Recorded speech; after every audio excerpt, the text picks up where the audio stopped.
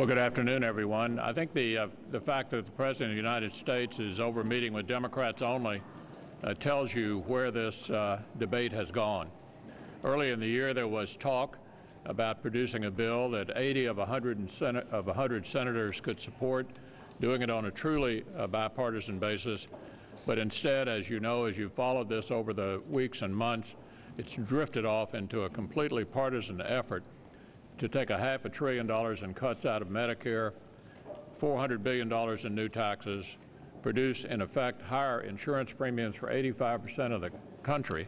Not surprisingly, that is not a bill that generates much enthusiasm on our side of the aisle.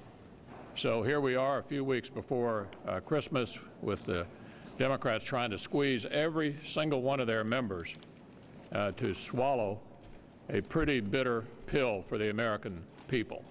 With that, let me call on Senator Mccain.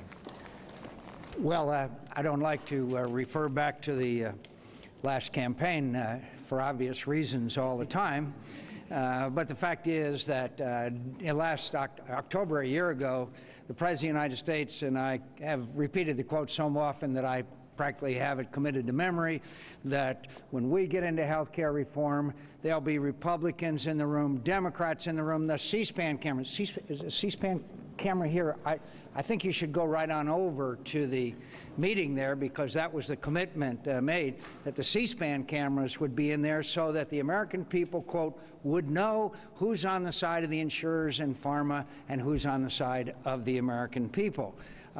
Also, there was going to be a change in climate in Washington.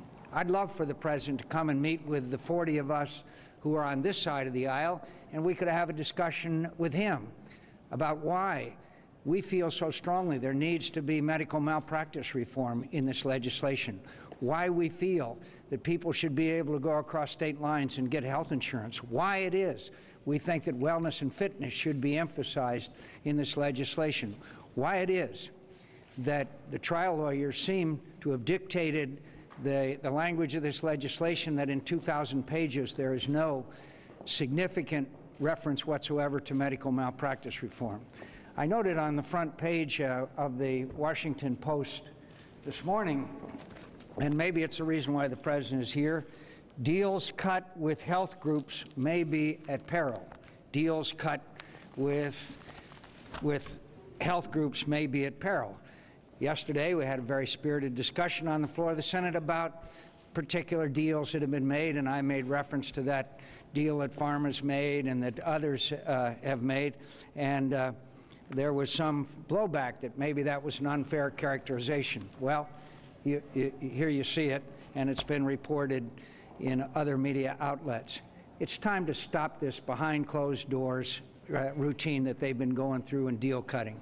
Let's do what the President said last October, a year ago. Let's all sit down together, Republicans and Democrats with C-SPAN in the room, and negotiate so that the American people can see what's going on here.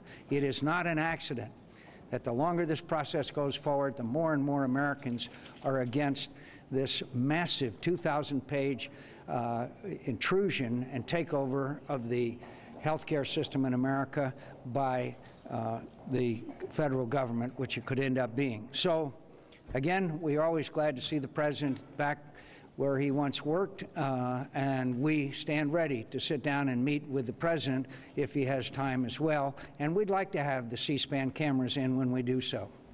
Senator, what do you make of either?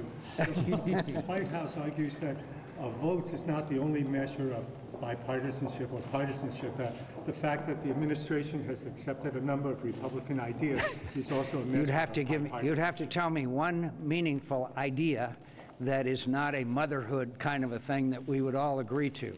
Think of one idea of significant policy implications that would change the bill that went through the Health Committee or the Finance Committee that was accepted by the Democrats. You can't find one, because I've been in all of this debate and discussion. Senator McCain, you talk about opening up the meetings, having C-SPAN and other cameras in the room. Though, you know as well as I do that to get things done around here, certain things, not that there's anything, you know, awful going on behind closed doors, but that's how the deals are made in the Congress. That's how things are done in the Senate. You've been here long enough to have probably been part of that. To explain Well, what you, I'm sure you've been around here long enough to see the approval ratings of Congress and approval ratings of Washington. They're down 17, 18%, and I haven't met anyone in the 17, 18% category, certainly not back in Arizona. And the fact is that maybe we ought to do things different. And the president committed to do things differently, my friend. Now, whether you are of the opinion that that's the way business as usual is conducted, that's not what the president committed to when he ran. So maybe we should all just be so cynical that when politicians run for public office that they're really not going to do what they pledge to do. I don't think that the American people deserve that, and I don't think, frankly, that that is helpful to our system of government. Could I just add one thing to what John said? I mean, the only reason this bill is behind closed doors is because they're trying to pass it with 60 Democrats only. That's why it's behind closed doors. If this were a truly bipartisan measure, all of that wouldn't be necessary. They have crafted a bill that has virtually no appeal to any Republican, and so they are left with trying to get every one of their ducks in a row, and so they're completely vulnerable to any senator who says, you know, you need to do this for my state, and another one who says you need to do this for my state. And as Senator Mccain has pointed out repeatedly on the floor, I think all 100 senators would like to have the same opportunities if there's special fixes being put in for one state or another. So are you saying you'd like to see the president come speak to you? Yeah, come on up, John. And could I just, you know, when we talk about these deals, who is it that's left out of the deals? The American people. They're the ones that are left out. Good example, the deal that Pharma cut, which was reported on the front page of several newspapers around America, that in return for their support of the legislation, the administration would oppose drug reimportation from Canada, which prescription drug prices could be as much as 50% lower, and would oppose competition for Medicare recipients by the pharmaceutical companies. So who got damaged by that deal? Certainly not the pharmaceutical people, but the American people did. And you'll find when the details of every one of these deals finally come out, and they will over time, that those special interests did very well, but the American people did very poorly. Yeah. When the Georgia's reimportation amendment comes to the Senate floor, yes. There are a lot of Republicans who are co-sponsors of that bill. Do you think they'll be with you on the floor, or are you? I don't know. It's pretty. I have no idea, but I know this: that the administration and Pharma are pulling out all the stops to try to stop legislation which is clearly in the best interests of people who have to buy prescription drugs, because they are much less expensive when they come from another country such as Canada. I mean, there's no way you can disprove that statement. There's evidence of it. So they're pulling out all the stops. We'll see who wins here. The special interest, obviously the pharmaceutical companies. I saw a thing the other day, their lobbyist is very well reimbursed, I think $1.7 million. And of course, their campaign contributions and the ads that they are running, I have no idea how many millions of dollars in supporting, guess what? This plan, because they've done very well in this deal. So there was even talk about the public option to be administered by current federal agencies instead of creating a new bureaucracy. Is that what any appeal to you? The public option doesn't appeal to me. Senator McConnell, earlier this year, senators on both sides were talking about the finance bill. Senator Hatch had those talks at their office. Grassley, senators, what do you say to folks who say the Republicans actually walked away from this process? Well, the reason for that is there was no interest in drafting a proposal that was in the political middle.